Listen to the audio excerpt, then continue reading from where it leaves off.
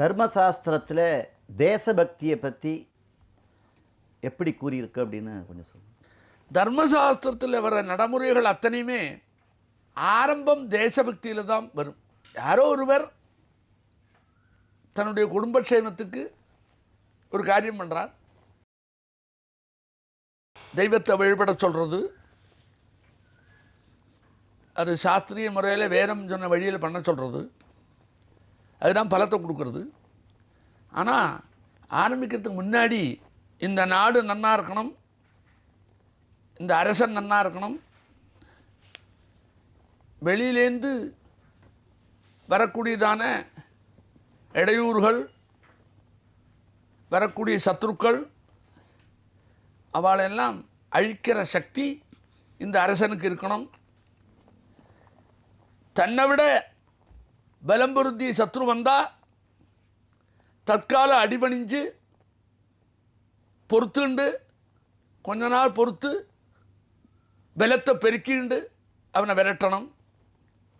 தன்னை விட சக்தி கம்மியாக இருக்கக்கூடிய அரசனாக இருந்தால் அப்போவே அவனை அடிபணியை வச்சு இந்த ராஜ்யத்தை காப்பாற்றணும். இந்திரன் என்ன பண்ணான் தெரியுமோ? லோகத்தை அழிச்சுட்டு இருக்கிற நிறைய மலைகள் ரெக்கையோடு இருந்தது. அந்த காலத்தில் ரெக்கை இருந்தால் பறந்து எல்லா இடத்துக்கும் போகும். இப்போ மலைகள் ரெக்கையோடு இருந்தால் பறந்து ஒரு ஊரில் போய் உட்காந்து கொடுத்தோன்னா அந்த கிராமமே அழிஞ்சுவிடும். இப்படி பண்ணியிருக்கிற போது தேவாலும் அத்தனை ஜனங்களும் கதறிண்டு அந்த இந்திரங்கிட்ட கேட்டால் வஜ்ராயுதத்தை வச்சு அதனுடைய ரெக்கையெல்லாம் அழித்து லோகத்தை காப்பாற்றினான். இப்படி ஒரு இந்திரனுக்கு ஒரு பேர் உண்டு. அந்த இந்திரன் எப்படி இருக்கான்? ஒரு பெரிய விருத்ராசுரன் இருந்தான். ஆகாசத்துக்கும் பூமிக்கும் அளாவின சரீரம், லோகத்தை பூரா அழிச்சுன்னு இருந்தான். வஜ்ராயுதத்தால் அந்த விருத்ராசுரன் அழித்தான். அவனுடைய பெருமை ரொம்ப வசத்தியாக போச்சு. தேவலோகத்தில் அவன் கொண்டாடுறான். அந்த இந்திரன் மாதிரி நம்ம ராஜா, இந்த தேசத்தை ஆள்றவன் இருக்கணும். இந்த தேசம் எப்பேற்பட்டதுன்னா நமக்கெல்லாம் சகலவிதமான சௌக்கியத்தையும் நாம் பிறக்கிறதுக்கு முன்னாடி உற்பத்தி பண்ணி கொடுத்துருக்கு. எப்படி குழந்தை பிறக்கிறதுக்கு முன்னாடி தாய்ப்பால் தயாராகிறதோ அதுபோல் சிருஷ்டியில் மனிதனை சிருஷ்டிக்கிறதுக்கு முன்னாடி அவனுக்கு வேண்டிய உணவு வகைகள் எல்லா விதமான தாவரங்களும் உற்பத்தி பண்ணி இந்த தாய் நமக்கு ரொம்ப உதவி பண்ணிட்டு இருக்கு. அதனால் தாய் நாட்டையும் நாம் பெருமைப்படுத்தணும். தாய் நாட்டை காப்பாற்றுற அரசன் இருக்கானே, அவன் நமக்காக செயல்படுறான். அந்த அறத்தோடு இருக்கிற அரசனும் எப்படி தேவலோகத்தில் இந்திரன் விளங்கின்னு இருக்கானோ அதுபோல் இந்த நாட்டு அரசன் விளங்க வேண்டும் என்கிற தகவலுடையதான மந்திரத்தினுடைய தொகுப்பு இருக்கே, அந்த தொகுப்பை முதல்ல வேதமோதுபவர்கள் அத்தனை பேரும் சொல்லுவார்.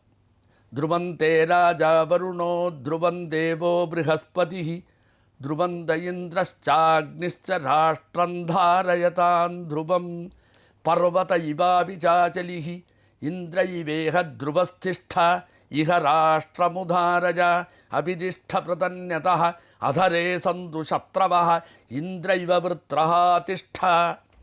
இந்த வேத பகுதிக்கு நாம் முன் சொன்ன தகவல் தான் அர்த்தம்.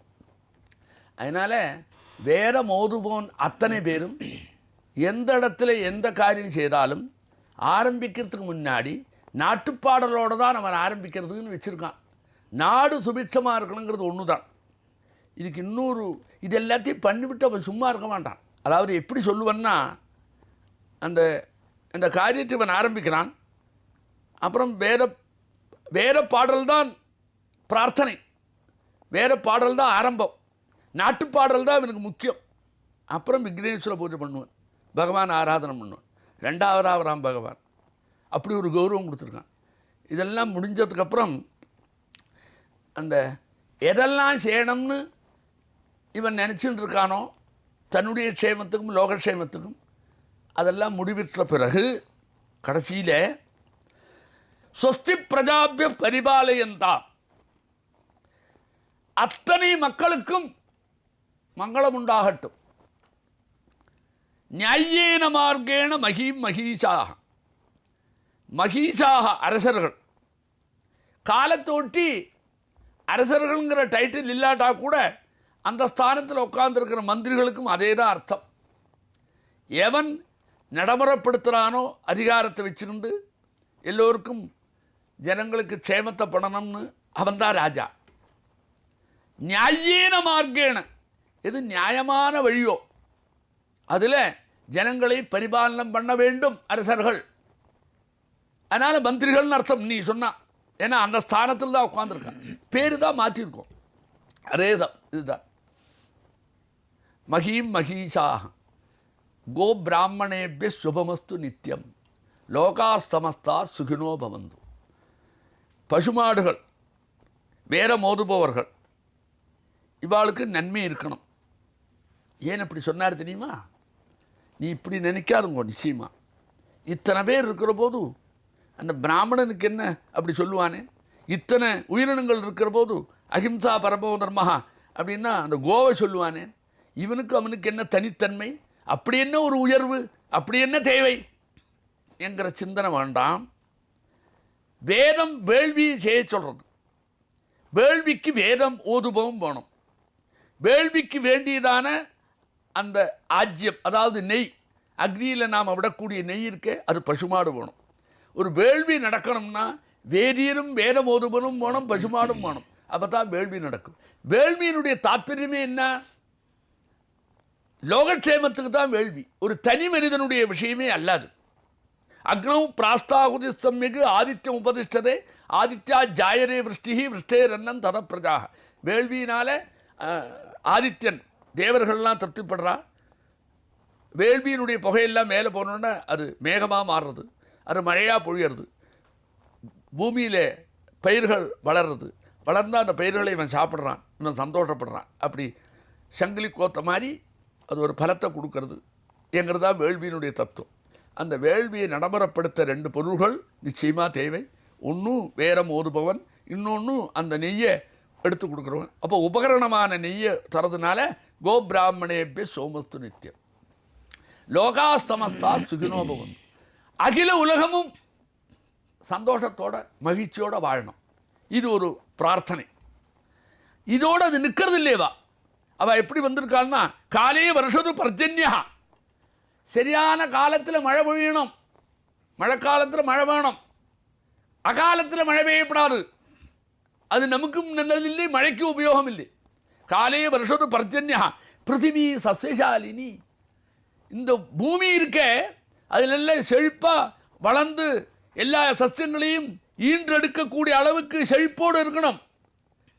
தேஜோயம் சோபரிகிறா, கொந்தளிப்பில்லாது இருக்கணும் இந்த தேசம். பிராமணா சந்து நிர்பயாக, பயமில்லாமல் இருக்கணும். அப்போ தான் அவன் செயல்பட முடியும். எப்பவுமே ஒருத்தன் பயந்தா கடமையிலேருந்து நழுவன். பயந்தா அந்த பயத்தினாலே செயல்பாடெல்லாம் சின்ன பின்னமாகும். பயந்தால் அவனுடைய மைண்டு சரியாக வேலை செய்யாது. அதனால் பயம் இல்லா இருக்கணும். அபுத்ரா புத்திரன சுந்து, குழந்தை இல்லை செல்வம் இல்லை ஒருத்தனும் கவலைப்படப்படாது. அவன் இல்லாதவனுக்கு குழந்தைகள் வேணும். புத்திரனஸ்தந்து பௌத்திரனா, குழந்தைகளுக்கு பேரன் வேணும். அதனா சதனா சொந்தம், பணம் இல்லாத ஏழ்மையாக இருக்கிறவன் இருக்கானே, அவன் பணத்தோட பணம் செல்வம் வரணும் அவனுக்கு.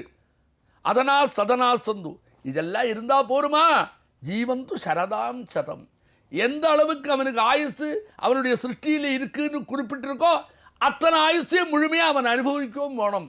இப்படி ஒரு நடைமுறையை இன்றைக்கும் எந்த இடங்கள்ல எல்லாம் வேதமோது பொருள் வந்து ஒரு காரியத்தை பண்ணுற காலத்தில் முதல்ல நாட்டுப்பாடல், அப்புறம் தாய்நாட்டை பற்றி, அரசனை பற்றி, அவளுடைய நன்மையைத்தான் முதல்ல வேதமே பிரார்த்தனையாக வச்சுட்டு இருக்கு.